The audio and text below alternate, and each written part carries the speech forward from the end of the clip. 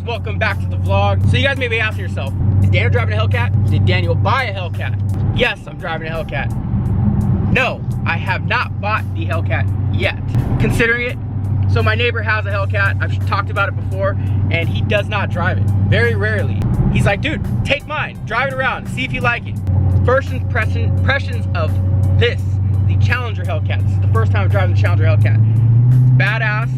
Window's really small, front window's tiny, so be ready for that. But it is, you know, I get it.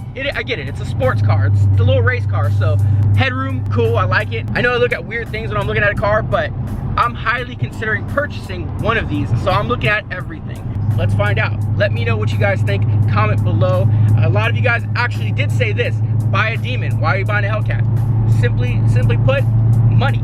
I mean, you want to give me the money, buy a Demon, I'll do it. Hellcat's more affordable right now, so it's a high horsepower car. It's really nice and it's pretty affordable, so for what you're getting.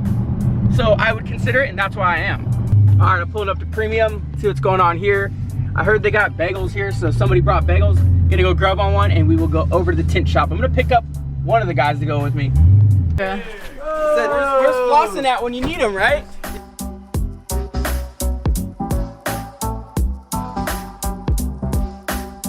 Where are we going? We're to Black Market. Get these windows tinted. Look at them. Oh, no auto up.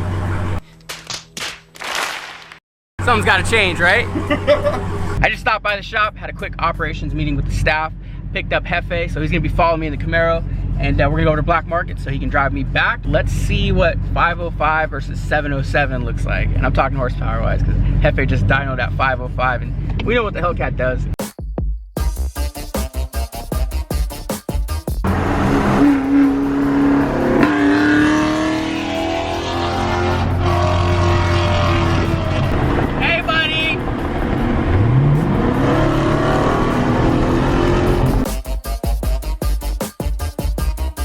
So what I want to do is, I want to limo tint the windows all the way around, but like my truck, one thing that I noticed was the factory tint was already a little dark.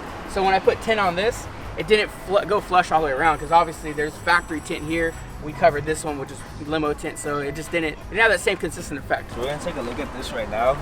I would say it's kind of maybe a little hard to tell. It's maybe a 10-15%. Okay. I would say my limousine comes in at around about 5%. So there is probably going to be a color difference. All right. So let's do the limo all the way around, and then you suggested tint for the front windshield.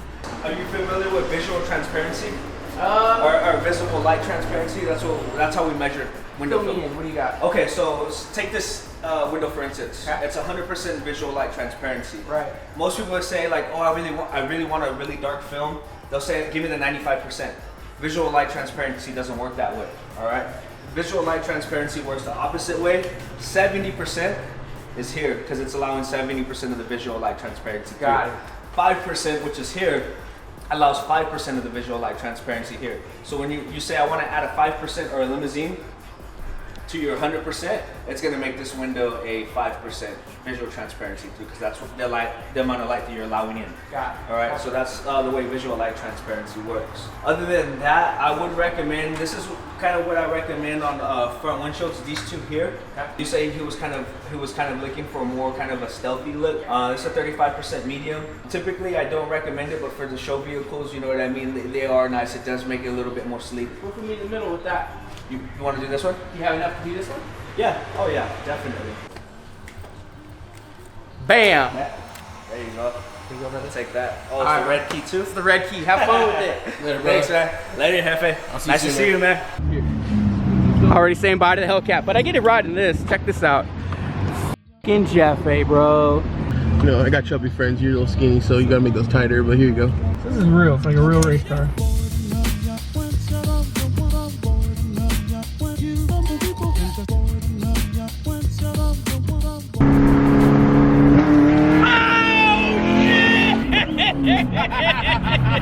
Whoa, I wasn't expecting that. Dude, this thing is fast, dude.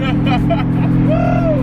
Slow down, slow down! If that was a cop, I would be so screwed right now. That'd make for a great video, though. That car is sick, bro. You did great with it. I love it. It's fast. Builder. Shout out to my builder. Shout out to his builder. Shout out to my builder. Alright guys, thank you for making it this far in the video. I know it's a lot to put up with Daniel, the entire video. So I'm here. In Focus has brought us a gift so that I can do this install for you guys. In the middle of all this talking, let's get to work. What did they give us? Shift boot. Hey, they gave me.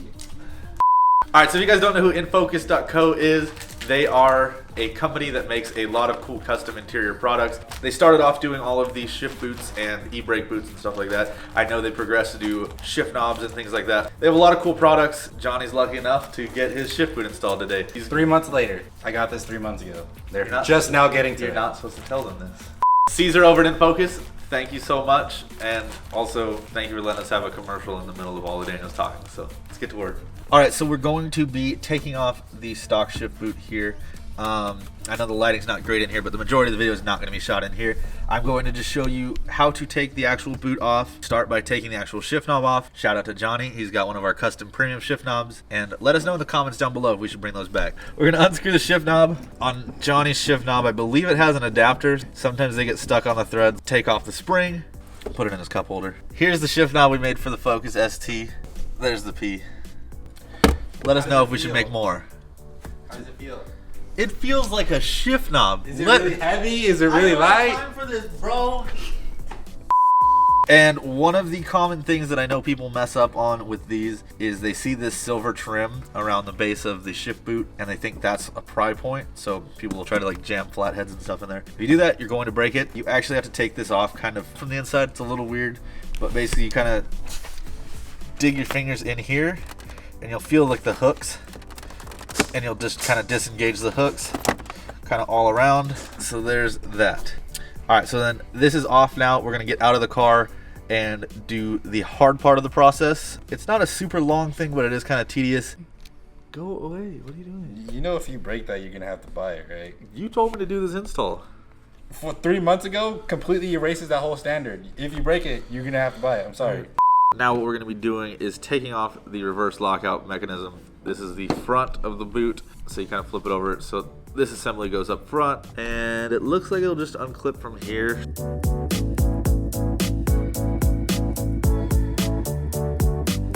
All right, so reverse lockout's out, so now the last thing holding this in is going to be all of the teeth.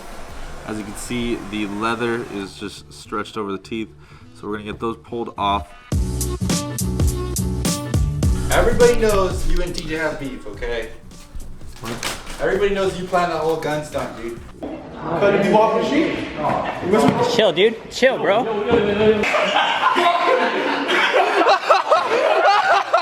Whoa. Careful. That is not true, TJ. You know I was the only one that wasn't a part of that. So, we've talked about it. You know he's lying. Love you, TJ. Hi, Calvin. TJ. Don't believe everything he says, okay? You know what? All right, so Johnny's being really disrespectful, so I'm going to leave the rest to him. So I'll see you guys later.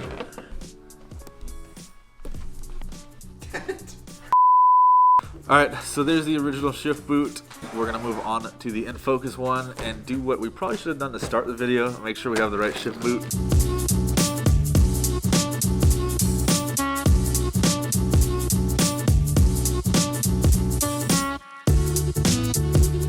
So hopefully everything went on smooth and correct.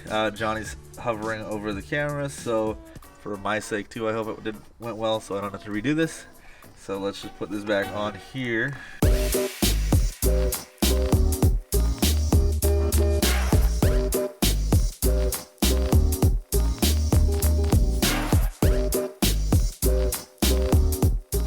Alright, so the install is done. It went pretty smooth. The only trouble we had really was the reverse lockout. Got through that. Say install is probably a 4 out of 10. It's hard to gauge, but anyways, it's done. It's on.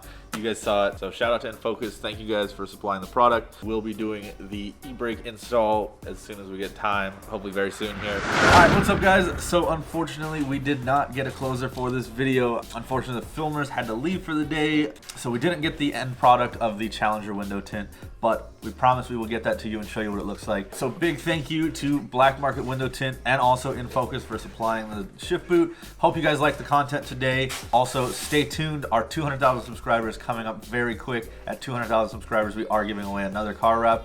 So make sure to tell your friends to subscribe. Everybody you know, do it for the channel. Do it to win your car wrap, and we'll see you on the next one. Did I close? You've got that one, dude. I closed. You've got that one, bro. Yeah. That's it. Congratulations. We don't need Daniel anymore. I think you're right. I love The Office. Thank you.